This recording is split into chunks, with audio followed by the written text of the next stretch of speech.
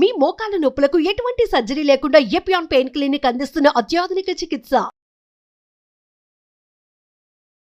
నమస్తే. మారుతున్న జీవన విధానం అలాగే మారిన ఆహారపు అలవాట్లలో చాలామంది ఇప్పుడు ఫ్యాటీ లివర్ సమస్యతో బాధపడుతున్నారు.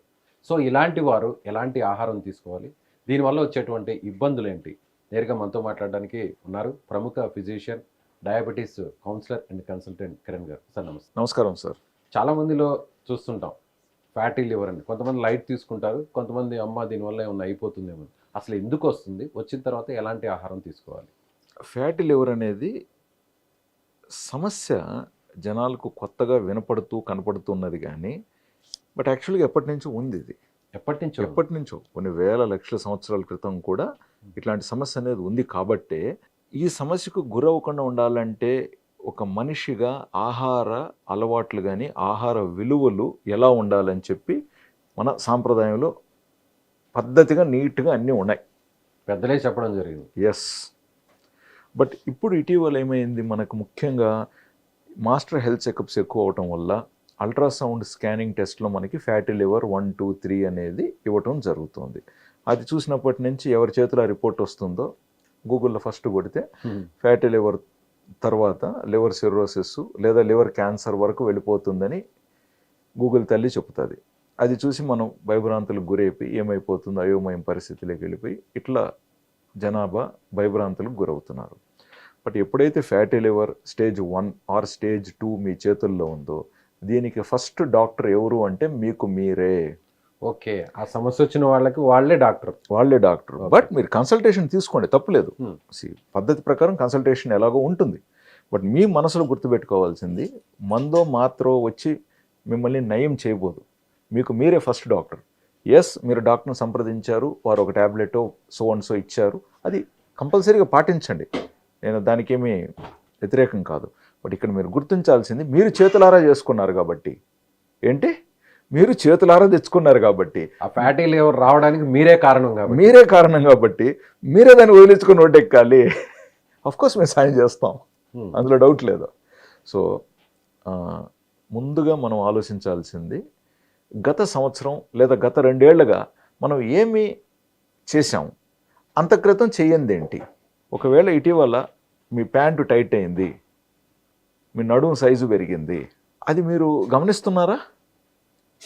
సో గమనించినప్పుడు మరి వెయిట్ పెరుగుతున్నాం కాబట్టి దానికి మీరు ఏం స్పందించారు మీ బాడీకి?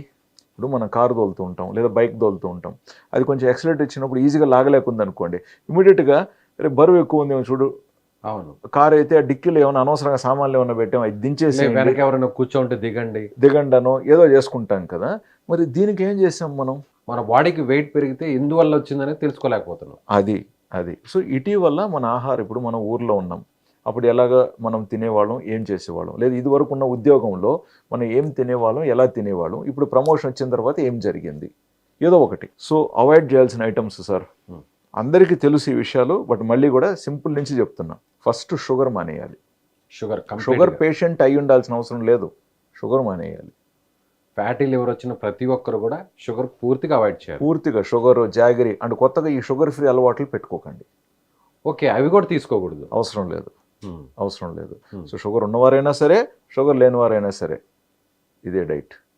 రెండోది, మనం ఆయిల్ వినియోగం ఎంత అవుతుంది నెలకి, అంటే ఎట్లా క్యాలిక్యులేట్ చేయాలి సార్? ఇప్పుడు ఉదాహరణకి 2 కుటుంబంలో మీరు నెలకి ఎంత ఆయిల్ కొంటున్నారు? 1 లీటర్ కొన్నారా, 2 కొన్నారా, 3 కొన్నారా, 4 కొన్నారా, 5 లీటర్లు కొంటున్నారా? దాన్ని బట్టి తెలిసిపోయిందిగా చివరిసారిగా ఆయిల్ ఎప్పుడు కొన్నారు, ఇప్పుడు మళ్ళీ ఆయిల్ ఎప్పుడు కొన్నారు, ఎంత కొన్నారు. అంతకు ముందుకి ఇప్పటికి అంటే అంతకుముందు అంతా కూడా మనం లెక్క వేసుకోవచ్చు. మీరు చెప్పండి. అంటే ఒక మనిషి, మీరు చెప్పినట్టుగా ఒక ఫ్యామిలీలో 2 ఉంటారు. అవును. ఆ ఇద్దరికి ఎంత ఆయిల్? 1 లీటర్ ఆయిల్ ఎక్కువ నెలకి. 1 లీటర్ మాత్రమే వాడాలి? ఎక్కువ అంటున్నా, అది కూడా ఎక్కువ. 1 లీటర్ కూడా ఎక్కువ అంటున్నా. సో ఇది ఆలోచించండి. ఎప్పుడైతే ఒక వ్యక్తి అసలు ఫ్యాటీ లివర్ కూడా లేదనుకుందాం, బట్ కొంచెం వెయిట్ పెరుగుతున్నారు అనుకుందాం, అక్కడనే ఫుల్ స్టాప్ పెట్టేయాలి. అది ఫ్యాటీ లివర్ వరకు వెళ్ళకుండా ఉంటుంది. ఇంకా వెళ్ళిన వాళ్ళు వెనక్కి రావడానికి ప్రయత్నాలు గట్టిగా ఉండాలి అప్పుడు. సో ఆయిల్ తగ్గించాలనుకుంటున్నాం. రెండోది సాల్ట్ కూడా తగ్గించాలి. సాల్ట్. సార్ నాకు బీపీ లేదు కదా, బీపీ ఉండాల్సిన అవసరం లేదు. అయినా కూడా సాల్ట్ తగ్గించాలి. సరే, రీసెంట్ గా చాలా మంది కూడా పింక్ సాల్ట్ అని వాడుతున్నారు. కరెక్టే. మామూలు సాల్ట్ కంటే కూడా పింక్ సాల్ట్ ఫైనల్గా మన బాడీకి కావాల్సింది, మనం చేస్తున్న ఏసీలో కూర్చొని చేసే పనులకి 3 గ్రాములు ఉప్పు పర్ డే ఎక్కువ. కేవలం 3 గ్రాములు మాత్రమే. కేవలం 3 గ్రాములు మాత్రమే.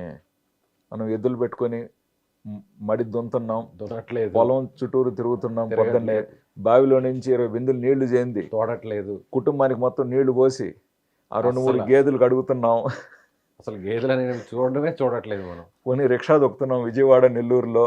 ఇంటి నుంచి ఆఫీస్కి రావాలంటే కారు, కారు నుంచి ఆఫీస్కి పోవాలంటే కారు. పోనీ ఒక 5 స్టోరీ బిల్డింగ్ ఒక 4 సార్లు పైకి ఎక్కి దిగుతున్నాం, ఎక్కాలంటే లిఫ్ట్, దిగాలంటే లిఫ్ట్. సో ఉప్పు ఎక్కడ ఖర్చు అవుతుంది బాడీకి మరి? లేదు. సో అలా ఆలోచించండి. వెరీ సింపుల్ అండి.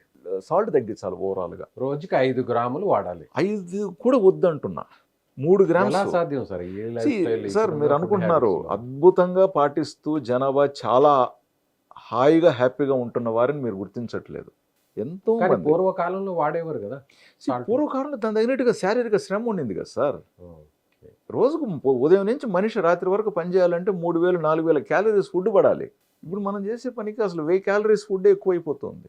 ప్రతిరోజు వాష్రూమ్ వెళ్ళి వచ్చిన తర్వాత మీరు వెయిట్ చూసుకోండి.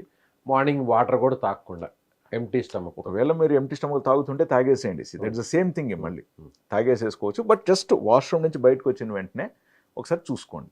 అది స్నానం చేసిన తర్వాత కావచ్చు, వాట్ ఎవర్, బట్ ఒక టైంలో యాజ్ ఇట్ ఈస్గా చూసుకుంటే మీరు ఇప్పుడు పెళ్ళిళ్ళు సీజన్ జరుగుతుంది, 2-3 పెళ్ళిళ్ళు వచ్చిన తర్వాత మీ వెయిట్ ఎట్లుంటుంది, ఆ ఎక్స్ట్రాగా మీకు వెయిట్ పెరుగుంటే మళ్ళీ ఒక 5 డేస్లో ఆ వెయిట్ తగ్గిపోయేటట్టుగా చూసుకోండి. ఇట్లా మీ మీద మీరే దృష్టి పెట్టాలి. ఓకే సార్, మీరు చెప్పినట్టుగా షుగర్ అవాయిడ్ చేశారు, ఆయిల్ అవాయిడ్ తగ్గించాం, తర్వాత ఉప్పు తగ్గించాం, సాల్ట్ నెక్స్ట్ ఫ్రైడ్ ఐటమ్స్, తర్వాత మనకి స్పైసీ ఫుడ్స్ కంప్లీట్గా తగ్గించుకోవాలి.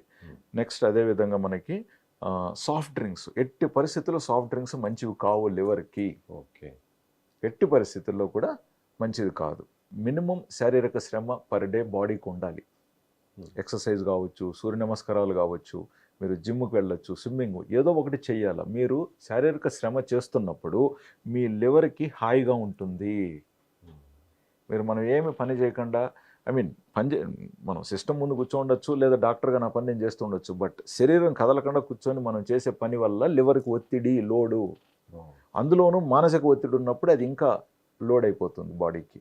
అంటే మీరు అన్నట్టుగా ఈ స్వేదగంధ్రాల ద్వారా బయటికి వెళ్ళిపోవాల్సినటువంటి అన్నీ కూడా పోకపోవడం వల్ల వచ్చే సమస్య ఫ్యాటీ లివర్. ఎందుకంటే లివర్ అనేది ఒక పవర్ హౌస్, అదే మన సిస్టమ్ మొత్తం మెయింటైన్ చేసేది. ఆ గ్రంథుల నుంచి ఎక్కడ కూడా మీరు అన్నట్టు చెమట అనేది బయటకు పోవట్లేదు అసలు. నెక్స్ట్ వాటర్ బాగా తాగాలి. ఫ్రూట్స్, వెజిటబుల్స్ మంచివి తీసుకోవాలి. మనం తీసుకోండి ఆహారం కూడా తేలిగ్గా అరిగిపోయేది ఉండాలి. ఇప్పుడు మీరు ఎప్పుడైనా ఆహారం తీసుకున్నప్పుడు చాలా కంఫర్టబుల్గా ఉంటుంది. అసలు మీ పొట్ట పేగులు ఎక్కడున్నాయో కూడా మీరు ఫీల్ అవ్వరు. చూడండి, అది లివర్కి ఇష్టం. ఎప్పుడైతే మనం తిన్న తర్వాత మనకు కొంచెం తెలుస్తూ ఉంటుందో భాగాలు, అవన్నీ లివర్కి కష్టం, హెవీ అయినట్టుగా. ప్లస్ ఎటువంటి ఇతర సమస్యలు లేని వాళ్ళు కొంచెం ఇంటర్మీడియట్ ఫాస్టింగ్ కానీ, లేదా ఫాస్టింగ్ ఉపవాసాలు ఇట్లాంటివి కూడా ఆచరించడం మంచిదే. అలాగే చాలా మంది కూడా మద్యం అలవాటు ఉన్న వాళ్ళకి కూడా ఫ్యాటీ లివర్. నేను ఇప్పుడు సామాన్యుల గురించి మాట్లాడుతున్నా. నేను ఇంకా షుగర్ పేషెంట్ గురించో, లేదా మద్యం అలవాటు ఉన్న వారి గురించో, లేదా ఇంకేదో ఇష్యూ ఉన్న గురించి అలవాటు లేకుండా తనకి డయాబెటీస్ కూడా లేని వాళ్ళకి మీరు చెప్పింది నేను సింపుల్గా చెప్పాను. ఇప్పుడు ఇవన్నీ ఉన్నప్పుడు బోనస్లు మన దగ్గర ఉన్నాయనుకోండి, ఇంకొంచెం ఎక్స్ట్రా కష్టాలు ఉంటాయి. ఇంకా స్ట్రిక్ట్గా ఉండాలి. అంటే షుగర్ ఉన్నవారు ఖచ్చితంగా షుగర్ కంట్రోల్లో పెట్టుకోవాలా. కంట్రోల్లో షుగర్ లేకపోయినా కూడా లివర్కి మళ్ళీ లోడ్ పడుతుంది. కోర్స్ ఫ్యాటీ లివర్ ఉన్నప్పుడు కొంచెం మందులు మేము చూసుకొని ఇస్తాం. ఈ రోడ్డు ట్రాఫిక్ జామ్ ఉంటే మనం ఇంకొక రోడ్లో వెళ్తాం, ఆ రోడ్లో కొంచెం గుంతలు ఎక్కువ ఉంటే ఇంకొక రోడ్ ఏదైనా వీలుంటే ఇంకొక రోడ్లో వెళ్తాం. ఆ విధంగా మనం అడ్జస్ట్మెంట్లు చేసుకుంటూ ఉంటాం. అండ్ సంసార జీవితంలో ఉన్నవాళ్ళు హ్యాపీగా ఉండాలి, అది వెరీ ఇంపార్టెంట్. ఇటీవల ఇరువైపు వారు బిజీగా ఉండటం, వాళ్ళ వాటెవర్ ప్రయారిటీస్ ఉండటం వల్ల నెలకు ఎన్నిసార్లు కలుస్తున్నారు భార్య భర్తలు అనేది కూడా పెద్ద ప్రశ్నాత్మకంగా మారుతుంది. ఓకే, అది కూడా వెరీ ఇంపార్టెంట్. అంటే శృంగారంలో కలవకపోవడం కూడా కారణం. దాంపత్య జీవితంలో ఉన్నవారు హ్యాపీగా ఉండాలి అంటున్నాను నేను. ఓకే, ఇట్ ఈస్ మంచిది. అది మంచిది in the sense it is natural కదా. అండ్ మ్యారేజ్ లేట్గా అవటం కూడా, అంటే ఇప్పుడు మనకు 23, 24, 25 లోపు మ్యారేజ్ అవ్వాలి, అబ్బాయి అయినా అమ్మాయి అయినా. బట్ మ్యారేజే 30-35 వరకు డిలే అవుతుంది అనుకోండి, బాడీలో ఉండి ఎనర్జీ అంతా ఎటువైపు ఖర్చు అవుతుంది? ఖర్చు కాకపోతే అది స్టోర్ అవుతుందిగా, లివర్లోనేగా స్టోర్ అవుతుంది, అది ఫ్యాట్గా మారుతుందిగా. సో మగవారు కూడా మనం చెప్పిన పాయింట్ అనమాట. సో ఇంకొకటి ఏంటంటే ఉమెన్లో లేట్ మ్యారేజ్ అవ్వటం, బిడ్డ లేట్గా అవటం కూడా వాళ్ళ ఎనర్జీ అనేది మళ్ళీ వెళ్ళి ఫ్యాట్గా లివర్లో స్టోర్ అవుతుంది. సో వారు ఒకవేళ ఇప్పుడు మనం గతంలో చూస్తే ఒక 5-6 మంది పిల్లల్ని కనేసేవారు తల్లి. సో అంటే తన ఎనర్జీ అంతా కూడా బిడ్డను కనటం, ఆ బిడ్డను పెద్ద చేయటం, పాలు పట్టడం, మళ్ళీ ఇంకొక బిడ్డ. సో ఎనర్జీ అంటే అక్కడ వెళ్ళిపోయేది అక్కడ. సో వారికి అప్పట్లో షుగర్ కానీ ఫ్యాటీ లివర్ కానీ ఇటువంటి ఇష్యూస్ లేవు. ఇప్పుడు ఇవన్నీ లేట్ అవుతున్నాయి కాబట్టి మీరు మ్యారేజ్ చేసుకొని వాళ్ళు పిల్లలు కావాలనుకునే టయానికి డాక్టర్ దగ్గరికి టెస్టులకు వస్తే చాలా రిపోర్ట్స్ కొన్ని సందర్భాలలో కరెక్ట్గా ఉండట్లే. థైరాయిడ్ బయటపడటం, కొంచెం షుగర్ ఉండటం కావచ్చు, లేకపోతే ఫ్యాటీ లివర్ అన్నట్టు కావచ్చు, ఇవన్నీ ఉంటున్నాయి కదా. సో నేను రిమైండ్ చేయాలనుకున్న పాయింట్ ఏంటంటే ఏ వయసులో జరగాల్సిన కార్యక్రమం ఆ వయసులో జరగాల, పద్ధతిగా ఉండాలి అంటున్నాను నేను. సో సరదాగా చెప్పానండి. సో ప్లీజ్ మీరు ఏం అర్థం చేసుకున్నారనేది కూడా మీరు ఆచరించండి. దీని మీద ఇంకా మంచి వీడియోస్ కూడా ఉన్నాయి, మీరు డీటెయిల్గా కూడా మనం చూడొచ్చు. మన ప్రేక్షకులు కూడా మీకు ఏది నచ్చింది, దీంట్లో ఏమైనా కమెంట్స్ ఉంటే కూడా, నెగిటివ్ కమెంట్స్ అయినా సరే సంతోషంగా పెట్టండి. It will help every one. Right sir, thank you so much.